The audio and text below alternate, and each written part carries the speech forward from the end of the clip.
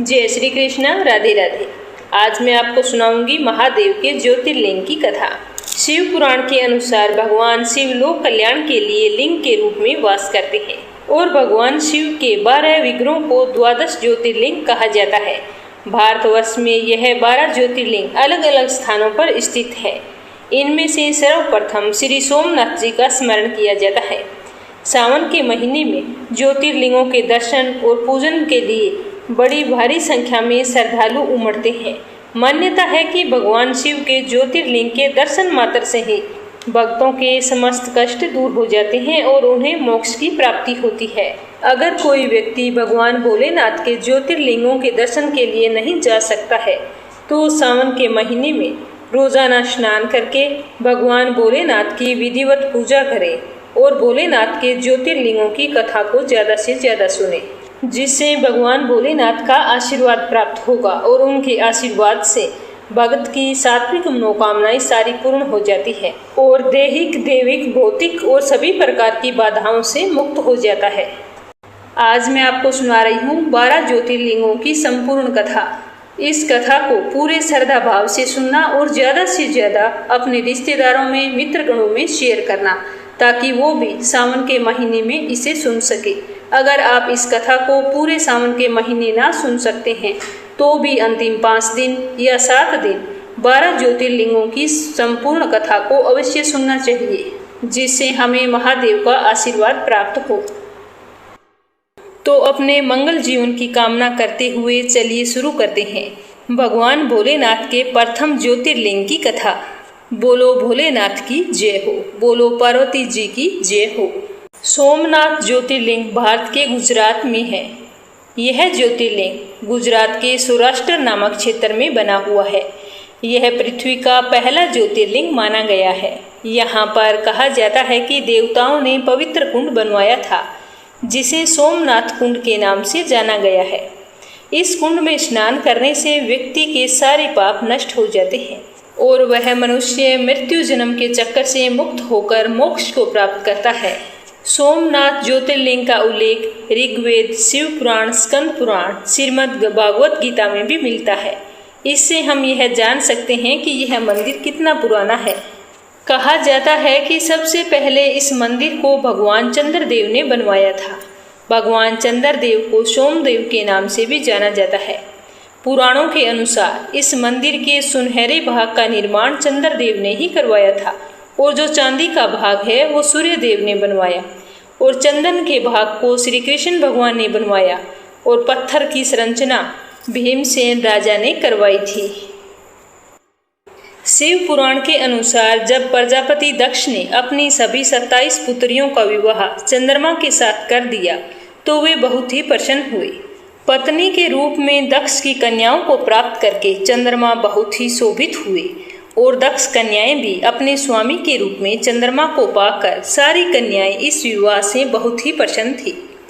चंद्रमा की उन 27 पत्नियों में रोहिणी उन्हें सबसे ज्यादा प्रिय थी, जिसको वे विशेष आदर, सत्कार और प्रेम दिया करते थे। उनका इतना प्रेम अन्य पत्नियों से नहीं था। चंद्रमा की अपनी तरफ उदासीनता और उपेक्षा देखकर रोहिणी के अलावा बाकी दक्ष की जो पुत्रियां थी वो बहुत ही दुखी रहती थी। तो वे सभी अपने पिता की शरण में गई और अपने पिता से अपने कष्टों का वर्णन किया और बताया कि चंद्रमा किस तरह हमसे प्रेम भाव नहीं रखता है। तो जब राजा दक्ष ने अपनी पुत्रियों की व्यथा और चंद्रमा के दुर्व्यवहार की बातें सुनी तो दक्ष बहुत ही दुखी हुए। उन्होंने चंद्रमा से मुलाकात करके शांति पूर्वक कहा कि हे कलानिधि, तुमने निर्मल व पवित्र कुल में जन्म लिया है, फिर भी तुम अपनी पत्नियों के साथ भेदभावपूर्ण व्यवहार करते हो। तुम्हारे आश्रय में रहने वाली जितनी भी स्त्रियां हैं उनके प्रति तुम्हारे मन में प्रेम कम है। तुम एक से ज्यादा प्रेम भाव रखते हो और बाकी से कम प्रेम करते हो, तो ऐसा सौतेला व्यवहार क्यों करते हो? आपके इस व्यवहार के बारे में जानकर मुझे बहुत ही दुख हुआ है। ऐसा तुम क्यों करते हो? अब तक जो व्यवहार किया है वह ठीक नहीं है। अब तुम आगे से ऐसा दुर्व्यवहार बिल्कुल भी मत करना। जो व्यक्ति आत्मीय जनों के साथ विषमतापूर्ण व्यवहार करता है उसे नरक में जाना पड़ता है। इस प्रकार प्रजापति दक्ष ने अपने दामाद चंद्रमा को प्रेम पूर्वक समझाया और चंद्रमा में सुधार हो जाएगा। ऐसा सोचकर प्रजापति दक्ष वापस लौट आए। लेकिन चंद्रमा ने अपने ससुर के द्वारा इतना समझाने पर भी उनकी बात नहीं मानी। रोहिणी के प्रति उनका प्यार और भी बढ़ने लगा। उन्होंने अपने कर्तव्य की अवहेलना की, अपनी दूसरी पत्नियों का बिल्कुल भी ख्याल नहीं रखा और उन सभी से हमेशा उदासीन रहे। जब राजा दक्ष के पास दोबारा यह समाचार पहुंचा तो दक्ष बहुत ही दुखी हुए। वे पुनः चंद्रमा के पास आकर उन्हें उत्तम नीति के द्वारा समझाने लगे। दक्ष ने चंद्रमा से न्याय का बर्ताव करने की बार बार प्रार्थना की। दक्ष के बार बार आग्रह करने पर भी चंद्रमा ने उनकी अवहेलना की, दक्ष की बात बिल्कुल भी नहीं मानी। तब दुखी होकर उन्होंने चंद्रमा को श्राप दे दिया। दक्ष ने कहा कि मेरे आग्रह पर भी तुमने मेरी अवज्ञा की है, इसीलिए मैं तुम्हें श्राप देता हूँ कि तुम्हें क्षय रोग हो जाए। दक्ष द्वारा श्राप देने के साथ ही क्षण भर में चंद्रमा क्षय रोग से ग्रसित हो गए और चंद्रमा के इस तरह क्षय रोग से ग्रसित होते ही चारों ओर हाहाकार मच गया। सारे देवतागण तथा ऋषिगण भी चिंतित हो गए। उधर चंद्रमा भी अपनी हालत से बहुत ही परेशान थे, तो उन्होंने इस बात की सूचना इंद्र आदि देवताओं तथा ऋषियों को दी और बताया कि दक्ष ने मुझे किस तरह श्राप दे दिया है। चंद्रमा की व्यथा जानकर उनकी सहायता के लिए इंद्र, देवता तथा विशिष्ट आदि ऋषिगण मिलकर ब्रह्मा जी की शरण में गए और चंद्रमा की सहायता के लिए निवेदन किया। तो ब्रह्मा जी ने सारी बात सुनकर उनसे कहा कि जो घटना हो गई है उसे तो भुगतना ही पड़ेगा, क्योंकि दक्ष के निश्चय को पलटा नहीं जा सकता। उसके बाद कुछ देर तक सोच विचार करने के बाद में ब्रह्मा जी ने उन देवताओं को एक उत्तम उपाय बताया और कहा कि चंद्रमा देवताओं के साथ कल्याणकारक शुभ प्रभास क्षेत्र में चले जाएं और वहां पर विधि पूर्वक शुभ मृत्युंजय मंत्र का अनुष्ठान करते हुए श्रद्धा पूर्वक भगवान शिव की आराधना करें। अपने सामने शिवलिंग की स्थापना करके प्रतिदिन कठिन तपस्या करें।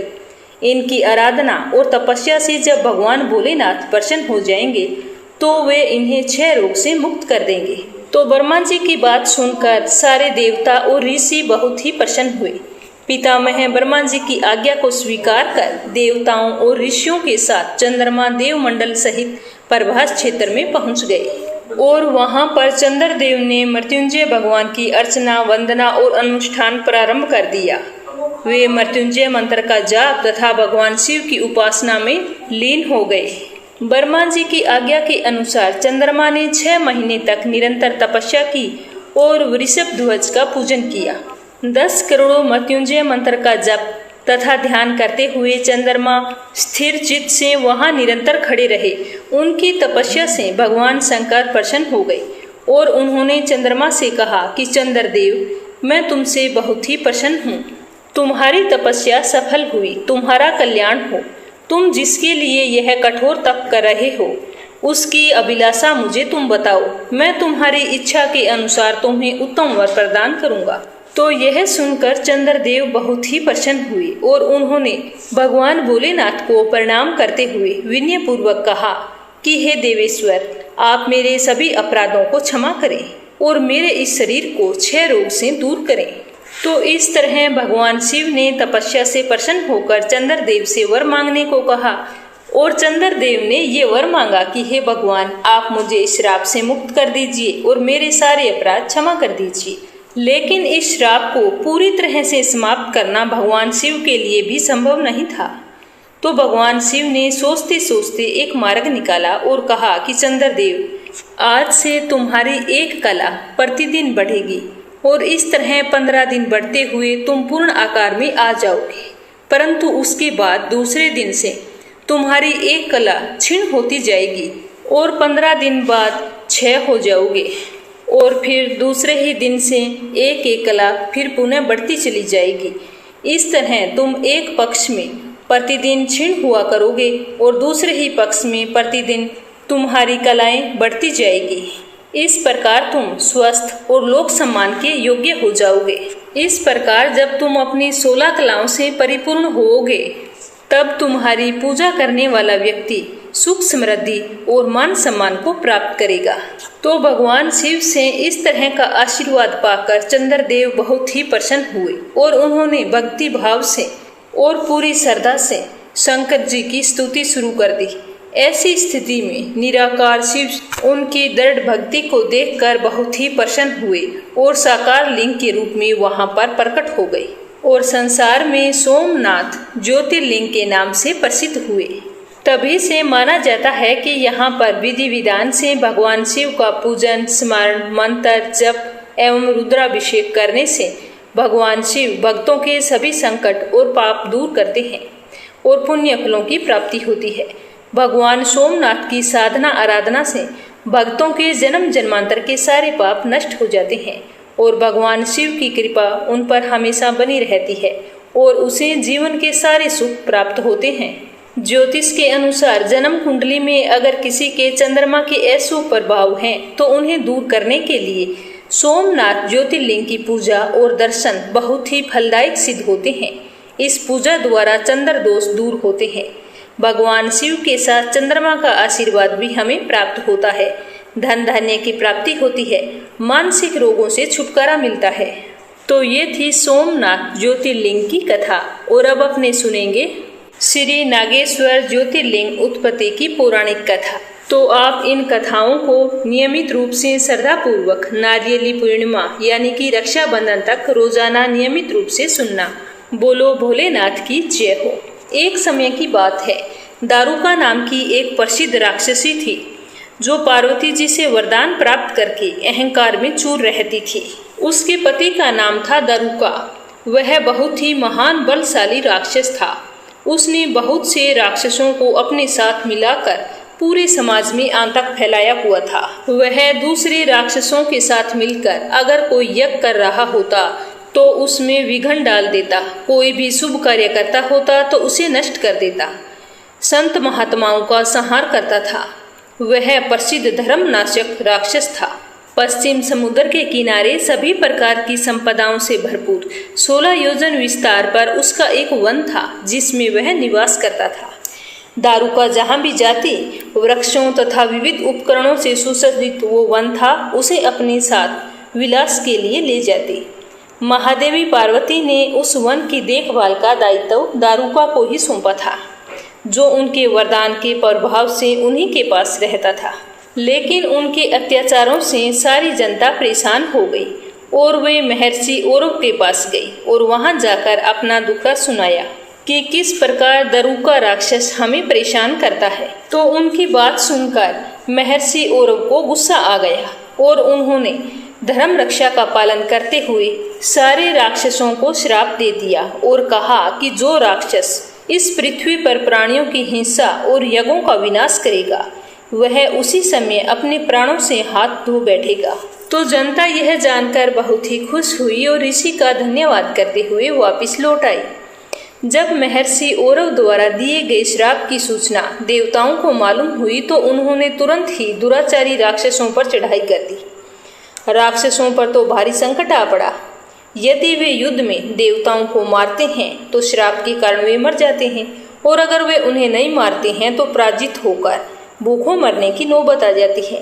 तो उसी समय उसकी पत्नी दारुका ने राक्षसों को सहारा दिया और भवानी के वरदान का प्रयोग करते हुए वह संपूर्ण वन को लेकर समुद्र में जा बसी। इस प्रकार राक्षसों ने धरती को छोड़ दिया और निर्भयतापूर्ण समुद्र में निवास करने लगे, पर वहां भी प्राणियों को सताने लगे। एक बार की बात है कि धर्मात्मा और सदाचारी सुप्रिय नाम का एक शिव भगत वेश्य था। वह जब नौका पर सवार होकर समुद्र में जल मार्ग से कहीं पर जा रहा था तो उस समय दारुक नामक जो भयंकर राक्षस था उसने उस पर आक्रमण कर दिया। राक्षस दारुक ने सभी लोगों सहित सुप्रिय का अपहरण कर लिया और अपनी पुरी में ले जाकर उन्हें बंदी बना लिया। सुप्रिय शिवजी का पक्का भगत था, इसीलिए वह हमेशा शिवजी की आराधना में लीन रहता था। कारागार में भी उसकी आराधना बंद नहीं हुई और उन्होंने अपने सभी साथियों को शिवजी की आराधना के प्रति जागरूक कर दिया और वे सारे के सारे शिव भगत बन गए। कारागार में शिव भक्ति का ही बोलबाला हो गया। लेकिन जब इस बात की सूचना राक्षस दारुक को मिली तो उसे बहुत ही गुस्सा आया और उसने देखा कि कारागार में सुप्रिय ध्यान लगाए हुए बैठा है। तो उसने डांटते हुए कहा कि वेश्य, तू आंखें बंद करके मेरे विरुद्ध कौन सा षड्यंत्र रच रहा है। वह जोर जोर से चिल्लाने लगा, धमकाने लगा, लेकिन उस वेश्या पर इस बात का बिल्कुल भी असर नहीं पड़ा। घमंडी राक्षस दारुक ने अपने अनुचरों को आदेश दिया कि इस शिव भगत को तुरंत मार डालो। अपनी हत्या के भय से भी सुपीरिया को बिल्कुल भी डर नहीं लगा। वह भयहारी संकट मोचक भगवान शिव को पुकारने में ही लगा रहा और कहने लगा कि हे महादेव, आप ही हमारे सब कुछ हैं, आप ही हमारे जीवन और आप ही हमारे प्राण हैं। तो इस प्रकार सुपीरिया वेश्या की प्रार्थना को सुनकर भगवान भोलेनाथ एक बिल से वहां पर प्रकट हो गए और उनके साथ ही 4 दरवाजों का एक सुंदर मंदिर प्रकट हुआ। उस मंदिर के मध्य भाग में एक दिव्य ज्योतिर्लिंग प्रकाशित हो रहा था। शिव परिवार के सभी सदस्य भी उसके साथ विद्यमान थे। वेश्या सुपीरिया ने शिव परिवार सहित उस ज्योतिर्लिंग का दर्शन करके पूजन किया और इस तरह साक्षात दर्शन पाकर सुपीरिया वेश्या बहुत ही प्रसन्न हुआ। सुपीरिया के पूजन से भगवान भोलेनाथ प्रसन्न होकर अपने पाशुपतास्त्र लेकर प्रमुख राक्षसों को और उनके अनुचरों को तथा उनके सारे संसाधनों को, अस्त्र शस्त्र को नष्ट कर दिया।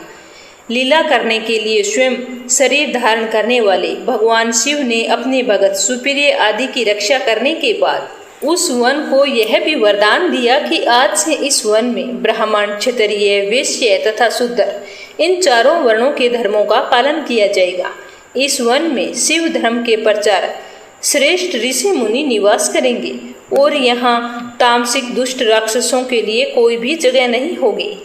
राक्षसों पर आए इस भारी संकट को देखकर राक्षसी दारुका ने दीन भाव से देवी पार्वती की स्तुति की और उसकी प्रार्थना से प्रसन्न होकर माता पार्वती ने पूछा कि बताओ, मैं तेरा कौन सा प्रिय कार्य करूं? तो दारुका ने कहा कि माँ, आप मेरे कुल की रक्षा करें। तो माँ पार्वती उसकी दीन विनती सुनकर कहने लगी कि मैं तुम्हारे कुल की रक्षा अवश्य करूंगी। ऐसा आश्वासन देते हुए माँ पार्वती भगवान शिव से बोली कि हे नाथ, आपकी कही हुई बातें इस युग के अंत में सत्य होगी, तब तक यह तामसिक सृष्टि भी चली रहेगी, ऐसा मेरा विचार है। माता पार्वती जी शिव जी से आग्रह करती हुई बोली कि हे नाथ, मैं भी आपके आश्रय में रहने वाली हूँ, मैं भी आपका ही अंग हूँ, इसीलिए मेरे द्वारा दिए गए वचन को भी प्रमाणित करें, इन्हें ऐसे ही मिथ्या न जाने दें। यह राक्षसी दारुका जो है, राक्षसियों में बलिष्ठ मेरी ही शक्ति तथा देवी है, इसीलिए यह राक्षसों के राज्य का शासन करेगी और ये राक्षसों की जो पत्नियां हैं वो अपने राक्षस पुत्रों को पैदा करेगी, जो मिलजुल कर इस वन में निवास करेंगे, ऐसा मेरा विचार है। तो माता पार्वती के इस प्रकार आग्रह पूर्वक विचार सुनकर भगवान शिव ने उनसे कहा कि प्रिय, तुम मेरी भी बात सुनो। मैं भक्तों का पालन तथा उनकी सुरक्षा के लिए प्रसन्नता पूर्वक इस वन में निवास करूंगा। जो मनुष्य वर्णाश्रम धर्म का पालन करते हुए श्रद्धा भक्ति पूर्वक मेरा दर्शन करेगा, वह चक्रवर्ती राजा बनेगा। कलयुग के अंत में तथा सतयुग के प्रारंभ में महासेन का पुत्र वीरसेन राजाओं का महाराजा होगा। वह मेरा परम भगत तथा बड़ा पराक्रमी होगा। जब वह इस वन में आकर मेरा दर्शन करेगा, उसके बाद वह चक्रवर्ती सम्राट हो जाएगा। उसके बाद में बड़ी बड़ी लीलाएं करने वाले शिव और पार्वती ने आपस में हास्य विलास की बातें की और वहीं पर स्थित हो गए। इस प्रकार शिव भक्तों के प्रिय ज्योतिर्लिंग स्वरूप भगवान शिव नागेश्वर कहलाए और पार्वती देवी भी नागेश्वरी देवी के नाम से विख्यात हुई। इस प्रकार भगवान शिव नागेश्वर ज्योतिर्लिंग के रूप में प्रकट हुए, जो तीनों लोकों की कामनाओं को पूर्ण करने वाले हैं। जो मनुष्य नागेश्वर ज्योतिर्लिंग के दर्शन करने के बाद में उनकी उत्पत्ति और महात्म्य संबंधी कथाओं को सुनता है, वह समस्त पापों से मुक्त हो जाता है तथा संपूर्ण भौतिक और आध्यात्मिक सुखों को प्राप्त करता है। तीसरी कहानी मल्लिकार्जुन ज्योतिर्लिंग की। यह आंध्र प्रदेश के कृष्णा नदी के तट पर दक्षिण कैलाश कहे जाने वाले श्रीशैल पर्वत पर स्थित है। महाभारत, शिव पुराण तथा पद्म पुराण आदि धर्म ग्रंथों में इसकी महिमा और महत्ता का विस्तार से वर्णन किया गया है। पुराणों के अनुसार इस ज्योतिर्लिंग की कथा कुछ इस प्रकार से है कि एक समय की बात है, भगवान शंकर जी के दोनों पुत्र श्री गणेश और कार्तिकेय जी विवाह के लिए परस्पर झगड़ने लगे। हर एक का कहना था कि मेरा विवाह पहले किया जाएगा। तो इस तरह से उनको लड़ते झगड़ते देखकर भगवान शंकर और माता पार्वती जी ने कहा कि जो तुम लोगों में से पहले पूरी पृथ्वी का चक्कर लगाकर यहाँ पर वापस लौटेगा, उसी का विवाह पहले किया जाएगा। तो जैसे ही कार्तिकेय ने अपने माता पिता की यह बात सुनी तो तुरंत अपने वाहन मयूर पर बैठकर पृथ्वी का चक्कर लगाने के लिए दौड़ पड़े। लेकिन गणेश जी के लिए तो यह कार्य बहुत ही कठिन था। एक तो वो मोटे थे और दूसरा उनका वाहन भी चूहा था। भला वे दौड़ में स्वामी कार्तिकेय की बराबरी कैसे करें। लेकिन उनकी काया तो मोटी थी, लेकिन बुद्धि उनके अनुपात में बहुत ही सूक्ष्म और तीक्ष्ण थी। उन्होंने सोचते सोचते एक उपाय सोचा और अपने सामने बैठे माता पिता का पूजन करके उनकी 7 परिक्रमा की और वापस आकर अपनी जगह पर बैठ गए। जब पृथ्वी का चक्कर लगाकर स्वामी कार्तिकेय लौटे, तब तक गणेश जी का रिद्धि और सिद्धि से विवाह हो चुका था और उन्हें शुभ तथा लाभ 2 पुत्रों की भी प्राप्ति हो गई। तो यह देखकर स्वामी कार्तिकेय अत्यंत क्रोधित हुए और पर्वत पर चले गए। माता पार्वती जी उन्हें मनाने के लिए उनके पीछे गई और पीछे पीछे भगवान शंकर जी भी वहां पर पहुंच गए और वहां पहुंचकर ज्योतिर्लिंग के रूप में प्रकट हुए और तब से मल्लिकार्जुन ज्योतिर्लिंग के नाम से प्रख्यात हुए। इनकी अर्चना सर्वप्रथम मल्लिका पुष्पों से की गई थी। यही कारण है कि इसे मल्लिकार्जुन के नाम से जाना जाता है। और इससे जुड़ी हुई एक दूसरी कथा भी कही जाती है कि शैल पर्वत के निकट किसी समय राजा चंद्रगुप्त की राजधानी थी।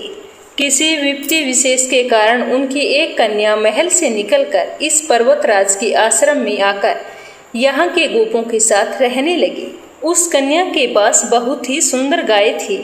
उस गाय का दूध रात में कोई चोरी से दूह कर ले जाता था। वह कन्या सोचती रहती कि रात में इस गाय का दूध कौन निकाल कर लेकर जाता है। एक दिन संयोगवश उस राजकन्या ने चोर को दूध निकालते हुए देख लिया और क्रोधित होकर उस चोर की ओर दौड़ी। किंतु जैसे ही वो गाय के पास पहुंची तो उसने देखा कि वहां पर तो एक शिवलिंग के अलावा कुछ भी नहीं है। तो कहा जाता है कि कुछ समय के पश्चात उस जगह पर उस राजकुमारी ने शिवलिंग पर एक विशाल मंदिर का निर्माण करवाया था। यही शिवलिंग मल्लिकार्जुन के नाम से प्रसिद्ध हुआ था। शिवरात्रि के पर्व पर यहाँ बहुत बड़ा मेला लगता है। कहा जाता है कि मल्लिकार्जुन शिवलिंग का दर्शन, पूजन एवं अर्चन करने वाले भक्तों की सारी मनोकामनाएं पूर्ण होती है। दैहिक, देविक, भौतिक सभी प्रकार की बाधाओं से वे मुक्त हो जाते हैं तथा इस लोक के समस्त सुखों को भोगते हुए अंत में शिव लोक को प्राप्त होते हैं। परम पवित्र महाकालेश्वर ज्योतिर्लिंग मध्य प्रदेश के उज्जैन नगर में है। पुण्य सलीला शिप्रा नदी के तट पर स्थित उज्जैन प्राचीन काल में ही उज्जैनी के नाम से विख्यात था। इसे अवंतिकापुरी भी कहते हैं। यह भारत की परम पवित्र सप्तपुरियों में से एक है। महाभारत, शिव पुराण एवं स्कंद पुराण में महाकाल ज्योतिर्लिंग की महिमा का वर्णन पूरे विस्तार के साथ किया गया है। प्राचीन काल में उज्जैनी में राजा चंद्रसेन राज्य करते थे। वे परम शिव भगत थे। एक दिन सीकर नामक एक 5 वर्ष का गोप बालक अपनी मां के साथ उधर से गुजर रहा था। राजा का शिव पूजन देखकर उसे बहुत ही आश्चर्य हुआ और वह स्वयं उसी प्रकार की सामग्रियां जो उसने राजा के पास देखी थी वो इकट्ठी करने लगा। लेकिन उसे ऐसी कोई भी सामग्री नहीं मिली जिससे वो भगवान भोलेनाथ का पूजन कर सके। तो वह बहुत ही उदास मन से अपनी माता के साथ वापस चल पड़ा। तो रास्ते में उसे एक पत्थर का टुकड़ा दिखाई दिया। तो उसने उस पत्थर के टुकड़े को उठा लिया और घर आकर पत्थर को शिव रूप मानकर स्थापित किया और बाद में चंदन का तिलक लगाया और पुष्प वगैरह से ढाकर पूरी श्रद्धा भाव से पूजा करने लगा। शाम को उसकी माता भोजन के लिए उसे बुलाने आई, परंतु वह तो पूजा छोड़कर उठने के लिए तैयार भी नहीं था। माँ ने कई आवाजें लगाई, उसने कोई भी जवाब नहीं दिया। अंत में माता ने झल्लाकर गुस्से में पत्थर का वह टुकड़ा उठाकर फेंक दिया। तो इससे वह बालक बहुत ही दुखी हुआ और जोर जोर से रोने लगा, भगवान शिव को पुकारने लगा। रोते रोते अंत में बेहोश होकर वहीं पर गिर पड़ा। बालक की अपने प्रति यह भक्ति और प्रेम देखकर भगवान भोलेनाथ बहुत ही प्रसन्न हुए और बालक ने जैसे ही होश में आकर अपने नेत्र खोले तो उसने देखा कि उसके सामने एक बहुत ही भव्य और अति विशाल सोने और रत्नों से बना हुआ एक मंदिर खड़ा था। उस मंदिर के अंदर एक बहुत ही प्रकाशपूर्ण भास्कर तेजस्वी ज्योतिर्लिंग खड़ा है। बच्चा बहुत ही खुश हुआ, आनंद विभोर होकर भगवान शिव की स्तुति करने लगा। जब उसकी माता को इस बात का पता चला तो वह दौड़कर अपने पुत्र के पास आई और सब कुछ देखकर उसने भागकर अपने लाल को गले से लगा लिया। उस दिन यह खबर फैलते फैलते राजा तक भी जा पहुंची तो राजा चंद्रसेन ने भी वहां पहुंचकर उस बच्चे की भक्ति और सिद्धि की बहुत ही सराहना की। धीरे धीरे वहां पर बहुत ही भीड़ इकट्ठी हो गई।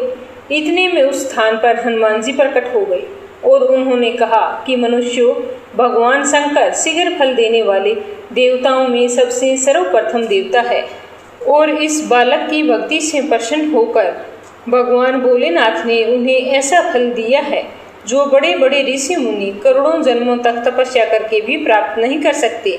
इस गोप बालक की 8वीं पीढ़ी में धर्मात्मा नंद गोप का जन्म होगा। द्वापर युग में भगवान विष्णु कृष्ण अवतार से लेकर इस बालक की 8वीं पीढ़ी में धर्मात्मा नंद गोप का जन्म होगा। द्वापर युग में भगवान विष्णु श्री कृष्ण अवतार से लेकर उनके वहां तरह तरह की लीलाएं करेंगे। इतना कहकर हनुमान जी अंतर्ध्यान हो गए। उस स्थान पर नियम से भगवान शिव की आराधना करते हुए अंत में सीकर गोप और राजा चंद्रसेन शिव धाम को चले गए। इस ज्योतिर्लिंग के विषय में एक दूसरी कथा भी कही जाती है। किसी समय में अवंतिकापुरी वेद पाठी तपोनिष्ठ एक अत्यंत तेजस्वी ब्राह्मण रहा करते थे। एक दिन दूषण नामक एक अत्याचारी असुर उनकी तपस्या में विघ्न डालने के लिए वहां आया। ब्रह्मा जी से वर प्राप्त करके वह बहुत ही शक्तिशाली हो गया और उसके अत्याचार से चारों ओर त्राही त्राही मच गई। ब्राह्मण को कष्ट में पड़ा देखकर प्राणी मात्र का कल्याण करने वाले भगवान शंकर वहां पर प्रकट हो गए। उन्होंने एक हुंकार मात्र से उस दारुण अत्याचारी दानव को वहीं पर जलाकर भस्म कर दिया। भगवान वहां ओंकार सहित प्रकट हुए, इसीलिए उनका नाम महाकाल पड़ गया। इसीलिए परम पवित्र ज्योतिर्लिंग को महाकाल के नाम से भी जाना जाता है। तो ये थी नागेश्वर ज्योतिर्लिंग की कथा। अगली कथा सुनेंगे ओंकारेश्वर ज्योतिर्लिंग की पावन कथा। यह ज्योतिर्लिंग मध्य प्रदेश में पवित्र नर्मदा नदी के तट पर स्थित है। इस स्थान पर नर्मदा के 2 धाराओं में विभक्त हो जाने के कारण बीच में एक छोटा सा टापू बन गया है। इस टापू को मधांता पर्वत या फिर शिवपुरी भी कहते हैं। नदी की एक धारा इस पर्वत के उत्तर और दूसरी दक्षिण की ओर बहती है। दक्षिण वाली धारा ही मुख्य धारा मानी जाती है। इस मधांता पर्वत पर श्री ओंकारेश्वर ज्योतिर्लिंग का मंदिर स्थित है। पूर्व काल में महाराज मधांता ने इसी पर्वत पर अपनी तपस्या से भगवान शिव को प्रसन्न किया था। इसी से इस पर्वत को मधांता पर्वत भी कहा जाने लगा। इस ज्योतिर्लिंग मंदिर के भीतर 2 कोठरियों से होकर जाना पड़ता है। भीतर अंधेरा होने के कारण यहाँ निरंतर प्रकाश चलता रहता है। ओंकारेश्वर लिंग मनुष्य निर्मित नहीं है, स्वयं प्रकृति ने इसका निर्माण किया है। इसके चारों ओर हमेशा जल भरा रहता है। संपूर्ण मधांता पर्वत ही भगवान शिव का रूप माना जाता है। इसी कारण इसे शिवपुरी भी कहा जाता है। लोग भक्ति पूर्वक इसकी परिक्रमा करते हैं। कार्तिक पूर्णिमा के दिन यहाँ पर बहुत ही बड़ा भारी मेला लगता है। यहाँ पर लोग भगवान शिव जी को चने की दाल चढ़ाते हैं और रात्रि में शिव जी की आरती तथा बड़े बड़े कार्यक्रम भी किए जाते हैं। ओंकारेश्वर ज्योतिर्लिंग के 2 स्वरूप हैं। एक को ममलेश्वर के नाम से जाना जाता है। यह नर्मदा नदी तट पर ओंकारेश्वर से थोड़ी सी दूरी पर है। अलग होते हुए भी दोनों की गणना एक में ही की जाती है। लिंग के 2 स्वरूप होने की कथा पुराणों में कुछ इस प्रकार दी गई है। एक बार विंध्य पर्वत ने पार्थिव अर्चना के साथ भगवान शिव की 6 मास तक कठिन तपस्या की थी और उनकी इस कठोर तपस्या से प्रसन्न होकर भूत भावन शंकर जी वहां पर प्रकट हो गए। उन्होंने विंध्य को उनके मनोवांछित वर प्रदान किए। विंध्याचल की इस वर प्राप्ति के अवसर पर बहुत से ऋषिगण और मुनि भी वहां पर पधारे थे। उनकी प्रार्थना पर शिव जी ने अपने ओंकारेश्वर नामक लिंग के 2 भाग किए। एक का नाम ओंकारेश्वर और दूसरे का नाम अमलेश्वर रखा। दोनों लिंगों का स्थान अलग अलग होते हुए भी दोनों की मान्यता और स्वरूप एक जैसे ही हैं। शिव पुराण में इस ज्योतिर्लिंग की महिमा का विस्तार से वर्णन किया गया है कि श्री ओंकारेश्वर और श्री ममलेश्वर के दर्शन का पुण्य फल बताते हुए नर्मदा स्नान के पावन फल का वर्णन भी किया गया है। प्रत्येक मनुष्य को इस क्षेत्र की यात्रा अवश्य करनी चाहिए। लौकिक परलौकिक दोनों प्रकार के उत्तम फलों की प्राप्ति भगवान ओंकारेश्वर की कृपा से सहज ही प्राप्त हो जाती है। अर्थ धर्म काम मोक्ष के सभी साधन उसके लिए बहुत ही सहज और सुलभ हो जाते हैं। अंत में उसे लोकेश्वर महादेव भगवान शिव के परम धाम की प्राप्ति होती है। भगवान शिव तो अपने भक्तों पर अकारण ही कृपा बरसाते हैं, फिर जो लोग यहाँ पर आकर उनके दर्शन करते हैं तो उनके सौभाग्य के बारे में तो कहना ही क्या है। उनके लिए तो सभी प्रकार के उत्तम पुण्य मार्ग सदा सदा के लिए खुल जाते हैं। अगली कहानी केदारनाथ ज्योतिर्लिंग की। यह ज्योतिर्लिंग पर्वतराज हिमालय की केदार नामक चोटी पर स्थित है। पुराणों एवं शास्त्रों में श्री केदारेश्वर ज्योतिर्लिंग की महिमा का वर्णन बारंबार किया गया है। यहाँ की प्राकृतिक शोभा देखते ही बनती है। इस चोटी के पश्चिम भाग में पुण्यमती मंदाकिनी नदी के तट पर स्थित केदारेश्वर महादेव का मंदिर अपने स्वरूप में ही हमें धर्म और अध्यात्म की ओर बढ़ने का संदेश देता है। चोटी के पूर्व में अलकनंदा के सुरम्य तट पर बद्रीनाथ का परम प्रसिद्ध मंदिर है। अलकनंदा और मंदाकिनी ये दोनों नदियां नीचे रुद्रप्रयाग में आकर मिल जाती है। दोनों नदियों की यह संयुक्त धारा और नीचे देवप्रयाग में आकर भागीरथी गंगा से मिल जाती है। इस प्रकार परम पावन गंगा जी में स्नान करने वालों को भी श्री केदारेश्वर और बद्रीनाथ के चरणों को धोने वाले जल का स्पर्श सुलभ हो जाता है। इस अति पवित्र पुण्यदायी ज्योतिर्लिंग की स्थापना के बारे में पुराणों में बताया गया है कि अनंत रत्नों के जनक अतिशय पवित्र तपस्वियों ऋषियों सिद्ध देवताओं की निवास भूमि पर्वतराज हिमालय के केदार नाम अत्यंत शोभाशाली श्रृंग पर महातपस्वी श्री नर और नारायण ने बहुत वर्षों तक भगवान शिव को प्रसन्न करने के लिए बड़ी से बड़ी कठिन तपस्या की। कई हजार वर्षों तक वे निराहार रहकर एक पैर पर खड़े होकर शिव नाम का जप करते रहे। इस तपस्या से सारे लोकों में उनकी चर्चा होने लगी। देवता ऋषि मुनि यक्ष गंधर्व सभी उनकी साधना और संयम की प्रशंसा करने लगे। चराचर के पितामह ब्रह्मा जी सबका पालन पोषण करने वाले भगवान विष्णु भी महातपस्वी नर नारायण के तप की पूरी प्रशंसा करने लगे। अंत में भगवान शंकर जी भी उनकी कठिन तपस्या से प्रसन्न हो उठे और उन्होंने प्रत्यक्ष प्रकट होकर उन दोनों ऋषियों को दर्शन दिए। तो नर और नारायण ने भगवान भोलेनाथ के दर्शन से भाव विहल और आनंद विभोर होकर बहुत प्रकार की पवित्र स्तुतियों और मंत्रों से उनकी पूजा अर्चना की। भगवान भोलेनाथ ने अत्यंत प्रसन्न होकर उन दोनों से वर मांगने को कहा। तो भगवान शिव की यह बात सुनकर दोनों ऋषियों ने कहा कि देवादिदेव महादेव, यदि आप हम पर इतने ही प्रसन्न हैं तो भक्तों के कल्याण हेतु आप सदा सर्वदा के लिए अपने स्वरूप को यहाँ पर स्थापित कर दीजिए। आपके यहाँ निवास करने से यह स्थान सभी प्रकार से अत्यंत पवित्र हो उठेगा। यहाँ आपका दर्शन पूजन करने वाले मनुष्यों को आपकी अविनाशिनी भक्ति प्राप्त हुआ करेगी। प्रभु, आप मनुष्यों के कल्याण और उनके उद्धार के लिए अपने स्वरूप को यहाँ पर स्थापित करें और हमारी प्रार्थना स्वीकार करें।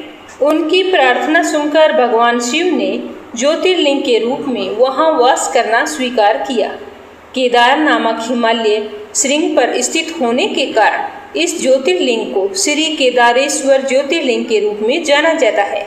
भगवान शिव से वर मांगते हुए नर और नारायण ने इस ज्योतिर्लिंग और इस पवित्र स्थान के विषय में जो कुछ कहा है वह बिल्कुल सत्य है। उनके कहे अनुसार ही इस ज्योतिर्लिंग के दर्शन पूजन और यहाँ स्नान करने से भक्तों को लौकिक फलों की प्राप्ति होती है, साथ ही अचल शिव भक्ति तथा मोक्ष की प्राप्ति भी होती है। अगली कहानी भीमेश्वर ज्योतिर्लिंग की। यह ज्योतिर्लिंग पुणे से लगभग 100 किलोमीटर दूर सह्याद्री पहाड़ियों पर स्थित है। इसे भीमा शंकर के नाम से भी जाना जाता है। इस ज्योतिर्लिंग की स्थापना के विषय में शिव पुराण में कथा वर्णित है कि प्राचीन काल में भीम नामक एक महाप्रतापी राक्षस था। वह कामरूप प्रदेश में अपनी मां के साथ रहता था। वह महाबली राक्षस राक्षस राज रावण के छोटे भाई कुंभकर्ण का पुत्र था, लेकिन उसने अपने पिता को कभी भी नहीं देखा था। उसके होश संभालने से पूर्व ही भगवान राम के द्वारा कुंभकर्ण का वध कर दिया गया। जब वह युवावस्था को प्राप्त हुआ तब उसकी माता ने उसे सारी बातें बताई।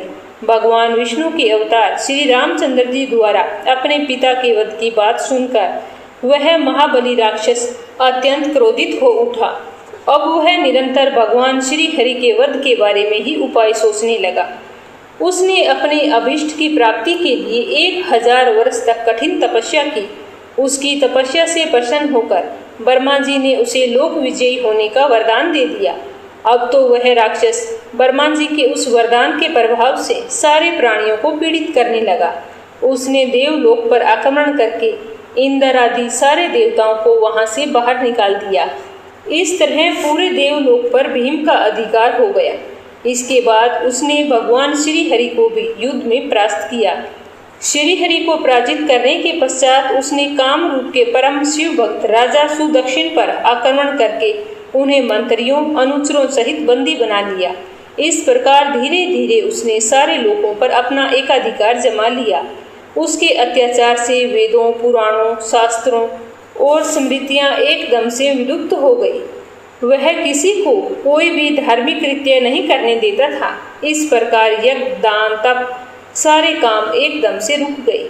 भीम के अत्याचार की भीषणता से घबराकर ऋषि मुनि और देवगण भगवान शिव की शरण में गए और उनसे अपना तथा अन्य सारे प्राणियों का दुख कहा। उनकी प्रार्थना सुनकर भगवान शिव ने कहा कि मैं शीघ्र ही उस अत्याचारी राक्षस का संहार करूंगा, तुम बिल्कुल भी चिंता मत करो। उसने मेरे प्रिय भक्त काम रूप नरेश सुदक्षिण को भी सेवकों सहित बंदी बना लिया है। वह अत्याचारी असुर अब और जीवित रहने के लायक नहीं है। भगवान शिव से यह आश्वासन पाकर ऋषि मुनि और देवगण बहुत ही खुश हुए और अपने अपने स्थान को लौट गए। और इधर राक्षस भीम के बंदी गृह में पड़े हुए राजा सुदक्षिण ने भगवान शिव का ध्यान किया। वे अपने सामने पार्थिव शिवलिंग रखकर अर्चना कर रहे थे।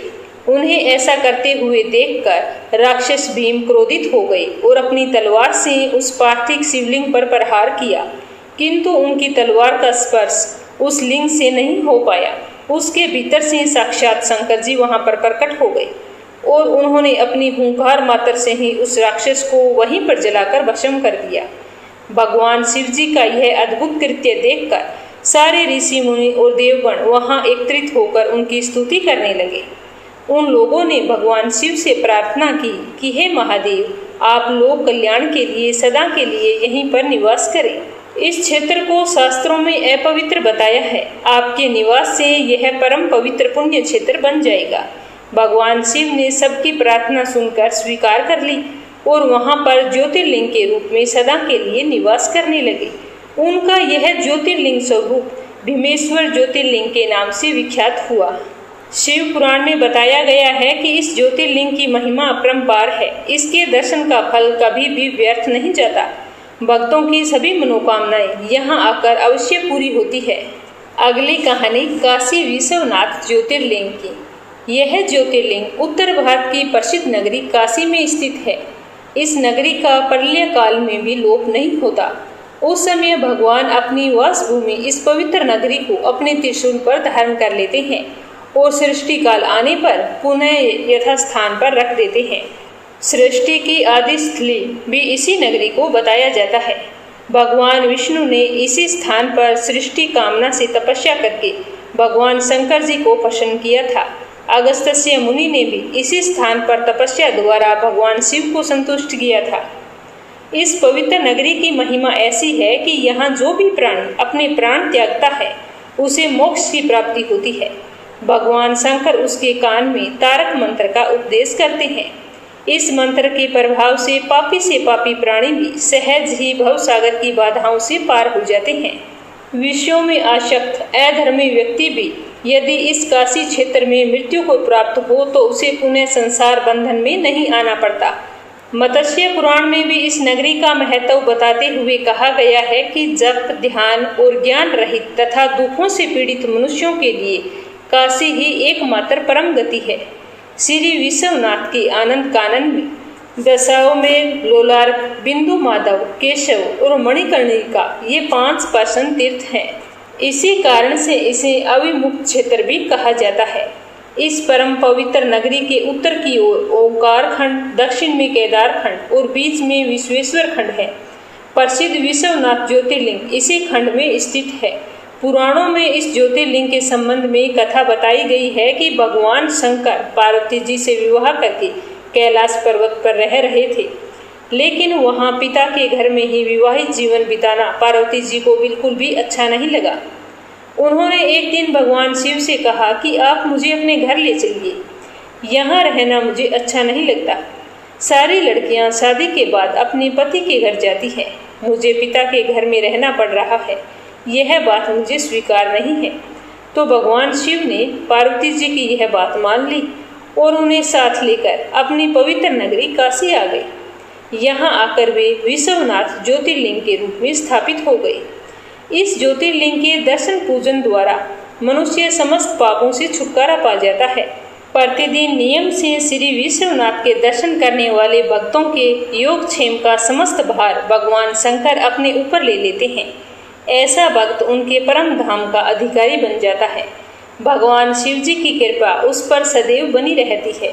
अगली कथा त्र्यंबकेश्वर ज्योतिर्लिंग की। यह ज्योतिर्लिंग महाराष्ट्र प्रांत में नासिक से 30 किलोमीटर दूर पश्चिम में स्थित है। इस ज्योतिर्लिंग की स्थापना के विषय में शिव पुराण में एक कथा वर्णित है, उसी को अपने सुनते हैं। एक बार की बात है कि महर्षि गौतम के तपोवन में रहने वाले ब्राह्मणों की पत्नियां किसी बात पर उनकी पत्नी अहिल्या से नाराज हो गई और उन्होंने अपने पतियों को ऋषि गौतम का अपमान करने के लिए प्रेरित किया। उन ब्राह्मणों ने इसके निमित्त भगवान श्री गणेश जी की आराधना भी की। उनकी आराधना से प्रसन्न होकर गणेश जी ने प्रकट होकर उनसे वरदान मांगने को कहा। तो उन ब्राह्मणों ने कहा कि प्रभु, यदि आप हम पर इतने ही प्रसन्न हैं तो किसी प्रकार ऋषि गौतम को इस आश्रम से बाहर निकाल दें। उनकी यह बात सुनकर गणेश जी ने उन्हें ऐसा वर न मांगने के लिए समझाया, किंतु वे अपने आग्रह पर अटल रहे। अंत में गणेश जी को विवश होकर उनकी बात माननी पड़ी। अपने भक्तों का मन रखने के लिए वे एक दुर्बल गाय का रूप धारण करके ऋषि गौतम के खेत में जाकर रहने लगे। गाय को फसल खाते देखकर ऋषि बड़ी नरमी के साथ हाथ में लाठी लेकर उसे हाँकने के लिए लपके, लेकिन उस लकड़ी का स्पर्श होते ही वह गाय वहीं पर गिर गई और थोड़ी ही देर में अपने प्राण त्याग दिए। अब तो बड़ा हाहाकार मच गया। सारे ब्राह्मण एकत्रित होकर गो हत्यारा कहकर ऋषि गौतम की निंदा करने लगे। ऋषि गौतम भी इस घटना को लेकर बहुत ही आश्चर्यचकित थे। अब उनके सारे ब्राह्मणों ने कहा कि तुम्हें यह आश्रम छोड़कर कहीं दूसरी ओर जाना होगा, तो गो हत्यारे के निकट रहने से हमें भी तो पाप लगेगा। तो विवश होकर ऋषि गौतम अपनी पत्नी अहिल्या के साथ वहां से एक कोस दूर जाकर रहने लगे, किंतु उन ब्राह्मणों को तो उनका वहां रहना भी रास नहीं आया। वे कहने लगे कि गो हत्या के कारण तुम्हें अब वेद पाठ या यज्ञ हवन करने की कोई जरूरत नहीं है, क्योंकि ये तुम्हारे अधिकार में नहीं। अत्यंत अनन्य भाव से ऋषि गौतम ने उन ब्राह्मणों से प्रार्थना की कि आप ही मेरे प्रायश्चित और उद्धार का कोई उपाय बताएं। तो ऋषि गौतम की बात सुनकर उन ब्राह्मणों ने कहा कि गौतम, तुम अपने पाप को नष्ट करने के लिए 3 बार पूरी पृथ्वी की परिक्रमा करो, फिर लौटकर यहाँ पर 1 महीने का व्रत करो। उसके बाद में ब्रह्मगिरी की 108 परिक्रमा करने के बाद तुम्हारी शुद्धि होगी। यहाँ गंगा जी लाकर उनके स्नान से स्नान करके 1 करोड़ पार्थिव शिवलिंगों से शिव जी की आराधना करो और इसके बाद पुनः गंगा जी में स्नान करके इस ब्रह्मगिरी की 11 बार परिक्रमा करो। फिर 100 घड़ों के पवित्र जल से पार्थिव शिवलिंगों को स्नान कराने से तुम्हारा उद्धार हो जाएगा। ब्राह्मणों के कहे अनुसार महर्षि गौतम वे सारे कार्य पूरे करके पत्नी के साथ पूरी श्रद्धा से भगवान शिव की आराधना करने लगे। इससे प्रसन्न होकर भगवान शिव ने प्रकट होकर उनसे वर मांगने को कहा। तो महर्षि गौतम ने उनसे कहा कि भगवान, मैं यही चाहता हूँ कि आप मुझे गो हत्या के पाप से मुक्त कर दें। भगवान शिव ने कहा कि गौतम, तुम सर्वदा निष्पाप हो। गो हत्या का अपराध तुम पर छल पूर्वक लगाया गया था। छल पूर्वक ऐसा करवाने वाले तुम्हारे आश्रम के ब्राह्मण हैं। मैं उनको दंड देना चाहता हूँ। तो यह सुनकर महर्षि गौतम ने कहा कि प्रभु, उन्हीं के निमित्त तो मुझे आपके दर्शन प्राप्त हुए हैं। अब उन्हें मेरा परम हित समझकर उन पर आप क्रोध ना करें। तो वहाँ पर बहुत सारे ऋषि, मुनि और देवगण एकत्रित हो गए और गौतम की बात का अनुमोदन करते हुए भगवान शिव से सदा वहाँ निवास करने की प्रार्थना करने लगे। वे उनकी बात मानकर त्र्यंबक ज्योतिर्लिंग के नाम से स्थित हो गए। गौतम जी द्वारा लाई गई गंगा जी भी वहाँ पास ही गोदावरी नाम से प्रवाहित होने लगी। यह ज्योतिर्लिंग समस्त पुण्यों को प्रदान करने वाला है। अगली कहानी वेदनाथ ज्योतिर्लिंग की। यह ज्योतिर्लिंग बिहार प्रांत के संथाल परगने में स्थित है। शास्त्र और लोक दोनों में उसकी बड़ी ही प्रसिद्धि है। इसकी स्थापना के विषय में यह कहा जाता है कि एक बार राक्षस राज रावण ने हिमालय पर जाकर भगवान शिव का दर्शन पाने के लिए घोर तपस्या की थी। तपस्या के दौरान रावण ने एक एक करके अपने सिर काटकर शिवलिंग पर चढ़ाने शुरू कर दिए। इस प्रकार जब रावण ने अपने 9 सिर वहां पर काट कर चढ़ा दिए और अपना 10वां सर काटने के लिए उद्धत हुआ, तब भगवान शिव अति प्रसन्न और संतुष्ट होकर उसके सामने प्रकट हो गए। शीश काटने को उद्धत रावण का हाथ पकड़कर उन्होंने ऐसा करने से उन्हें रोक दिया। उनके 9 सिर भी पहले की तरह जोड़ दिए और बहुत ही खुश होकर वरदान मांगने के लिए कहा। तो रावण ने वर के रूप में भगवान शिव से उस शिवलिंग को अपनी राजधानी लंका में ले जाने की अनुमति मांगी। तो भगवान शिव ने रावण को यह वरदान दे दिया और साथ में एक शर्त भी रख दी और कहा कि तुम शिवलिंग ले जा सकते हो, किंतु रास्ते में अगर तुमने कहीं पर इसे रख दिया तो यह वहीं पर अचल हो जाएगा, तुम फिर इसे उठा नहीं सकोगे। तो रावण इस बात को स्वीकार करके उस शिवलिंग को उठाकर लंका के लिए चल पड़ा। चलते चलते एक जगह मार्ग में उसे लघु शंका करने की आवश्यकता महसूस हुई। तो वह उस शिवलिंग को एक अहीर के हाथ में थमाकर लघु शंका के लिए चला गया। उस अहीर को शिवलिंग का भार बहुत ही अधिक लग रहा था। वह उसे संभाल नहीं पाया तो उसने विवश होकर उस शिवलिंग को वहीं पर भूमि पर रख दिया। जब रावण वहां पर लौट कर आया तो वह यह देखकर बहुत ही दुखी हुआ और उसने बहुत प्रयत्न किए, फिर भी वह शिवलिंग को उठा नहीं पाया। अंत में थक हार कर उसने पवित्र शिवलिंग पर अपने अंगूठे का निशान बनाकर उसे वहीं छोड़कर लंका को लौट गया। उसके बाद में ब्रह्मा जी, विष्णु जी, सारे देवताओं ने वहां आकर शिवलिंग का पूजन किया। इस प्रकार वहां उसकी प्रतिष्ठा करके वे लोग अपने अपने धाम को लौट गए। यही ज्योतिर्लिंग श्री वेदनाथ के नाम से जाना जाता है। यह श्री वेद ज्योतिर्लिंग अनंत फलों को देने वाला है। यह 11 अंगुल ऊंचा है। इसके ऊपर अंगूठे के आकार का खड्डा है। कहा जाता है कि यह वही निशान है जिसे रावण ने अपने अंगूठे से बनाया था। यहाँ दूर दूर से तीर्थों का जल लाकर चढ़ाने का विधान है। रोग मुक्ति के लिए इस ज्योतिर्लिंग की महिमा बहुत ही दूर दूर तक प्रसिद्ध है। पुराणों में बताया गया है कि जो मनुष्य इस ज्योतिर्लिंग का दर्शन करता है उसे अपने समस्त पापों से छुटकारा मिल जाता है। उस पर भगवान शिव की कृपा हमेशा बनी रहती है। दैहिक, देविक, भौतिक कष्ट उसके पास कभी भी भूल कर भी नहीं आते। भगवान शंकर की कृपा से वह सारी बाधाओं, समस्त रोगों शोकों से छुटकारा पा जाता है। उसे परम शांतिदायक शिव धाम की प्राप्ति होती है। अगली कहानी नागेश्वर ज्योतिर्लिंग की। भगवान शिव का यह प्रसिद्ध ज्योतिर्लिंग गुजरात प्रांत में द्वारकापुरी से लगभग 17 मील की दूरी पर स्थित है। इस पवित्र ज्योतिर्लिंग के दर्शन की शास्त्रों में बड़ी ही महिमा बताई गई है। कहा गया है कि जो भी श्रद्धापूर्वक इसकी उत्पत्ति और महात्म्य की कथा को सुनेगा वह सारे पापों से छूटकर समस्त सुखों को प्रदान करेगा और अंत में भगवान शिव के परम पवित्र दिव्य धाम को प्राप्त करेगा।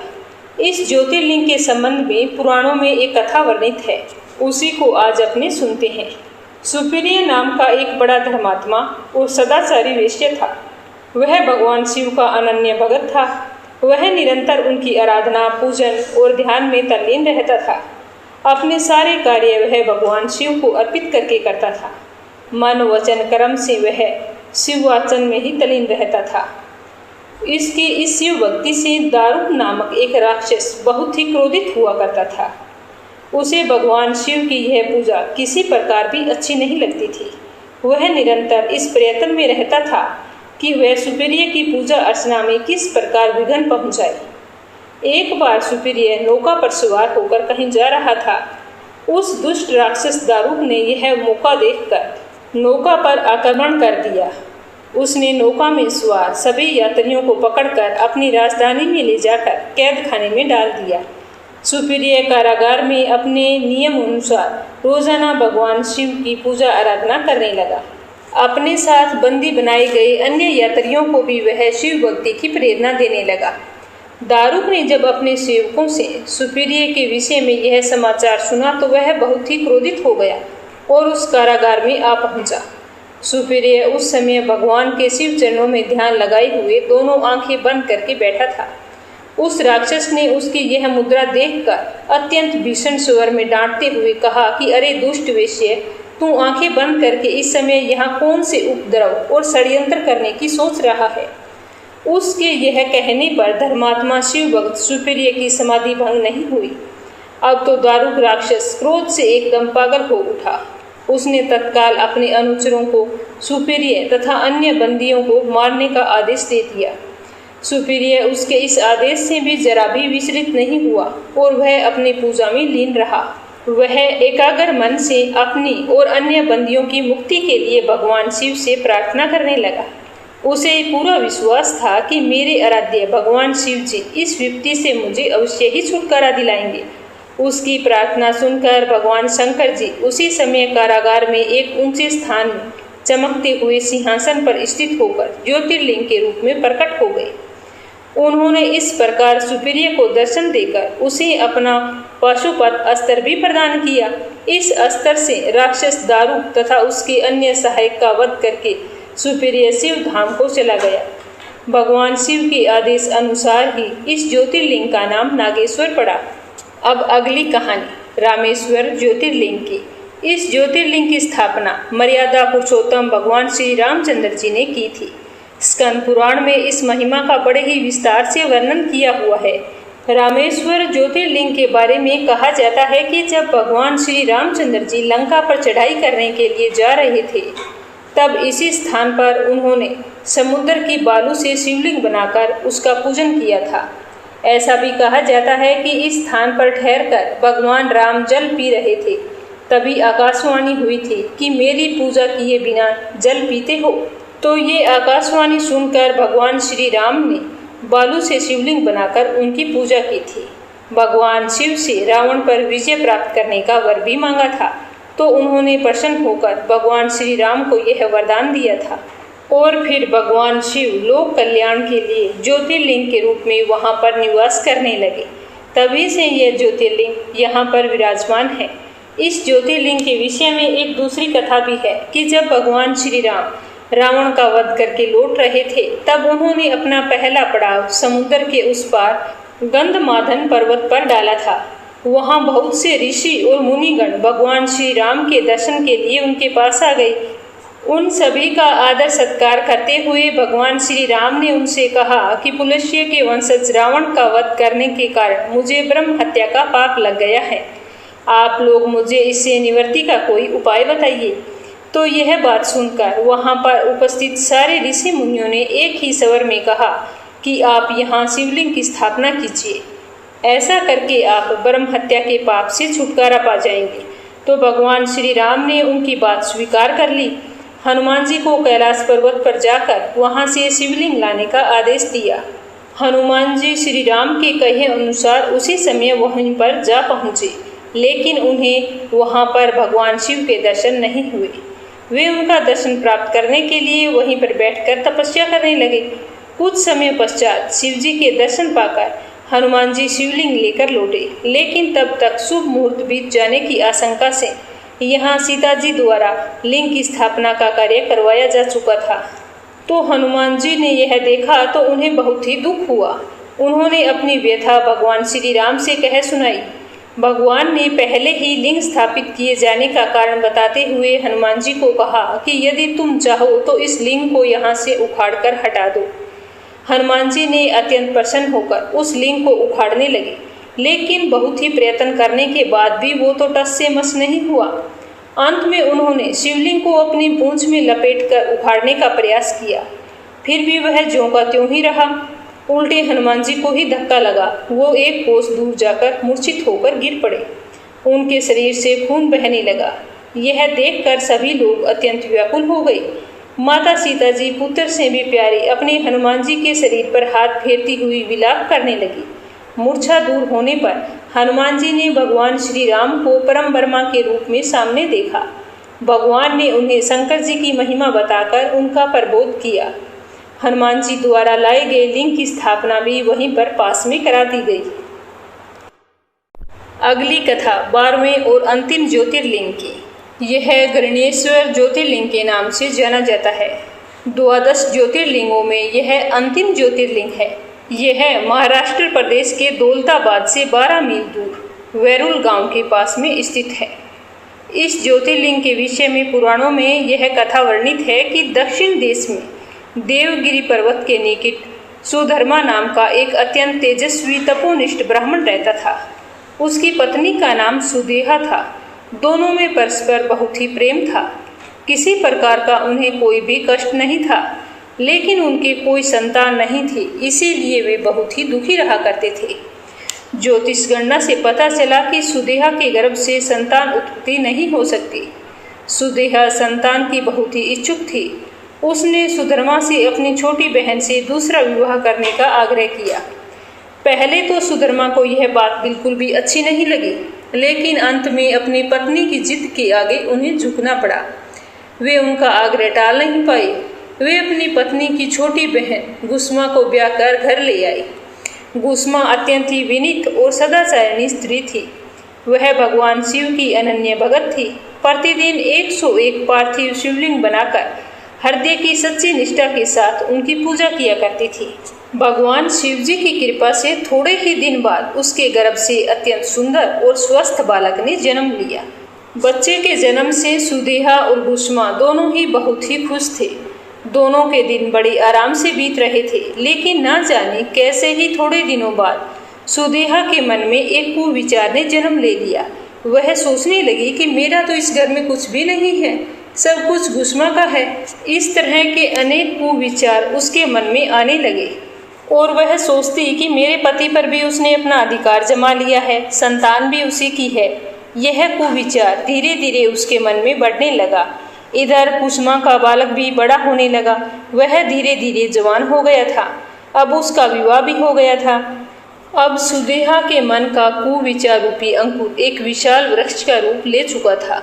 तो उसने एक दिन गुस्मा के युवा पुत्र को रात में सोते समय मार डाला और फिर उसके शव को ले जाकर उसी तालाब में फेंक दिया, जिसमें गुस्मा प्रतिदिन पार्थिव शिवलिंगों को फेंका करती थी। सुबह होते ही सबको इस बात का पता लग गया। पूरे घर में कोहराम मच गया। सुधर्मा और उसकी पुत्र वधू दोनों सिर पीट पीट कर बुरी तरह से रोने लगे, लेकिन गुस्मा नित्य की भांति भगवान शिव की आराधना में तल्लीन रही, जैसे कुछ हुआ ही ना हो। पूजा समाप्त करने के बाद में वह पार्थिव शिवलिंगों को तालाब में छोड़ने के लिए चल पड़े। जब वह तालाब से लौटने लगी तो उसी समय उसका बेटा तालाब से निकलकर बाहर आ रहा था। वह सदा की भांति गुस्मा के चरणों में आकर गिर पड़ा, जैसे कहीं आसपास से घूमकर आया हो। और उसी समय भगवान शिव भी वहां पर प्रकट होकर गुस्मा से वरदान मांगने को कहा। तो वह सुदेहा की घिनौनी करतूत से अत्यंत ही क्रोधित हो उठे। उन्होंने अपने त्रिशूल द्वारा उसका गला काटने को उद्यत हुए। तो गुस्मा ने यह देखकर हाथ जोड़कर भगवान शिव से कहा कि हे प्रभु, यदि आप मुझ पर प्रसन्न हैं तो मेरी उस अभागिन बहन को क्षमा कर दें। मैं जानती हूँ कि उसने बहुत ही घिनौना पाप किया है, लेकिन आपकी दया से मुझे मेरा पुत्र वापस मिल गया है, इसीलिए आप उसे क्षमा कर दें। और मेरी एक और प्रार्थना है कि हे प्रभु, लोक कल्याण के लिए आप सदा सर्वदा इसी स्थान पर निवास करें। तो भगवान शिव ने उसकी दोनों बातें स्वीकार कर ली और ज्योतिर्लिंग के रूप में वहीं पर प्रकट होकर निवास करने लगे। सती शिव भगत गुस्मा की आराध्या होने के कारण वे यहाँ पर गुस्मेश्वर महादेव के नाम से विख्यात हुए। गुस्मेश्वर ज्योतिर्लिंग की महिमा पुराणों में बहुत विस्तार से बताई गई है। इनका दर्शन लोक और परलोक दोनों के लिए बहुत ही फलदायी बताया गया है। तो ये थी 12 ज्योतिर्लिंगों की संपूर्ण कथा। श्रद्धा पूर्वक सुनने के लिए आप सभी का बहुत बहुत धन्यवाद। भगवान भोलेनाथ आपकी सारी मनोकामनाएं पूरी करे। जय श्री कृष्णा। राधे राधे।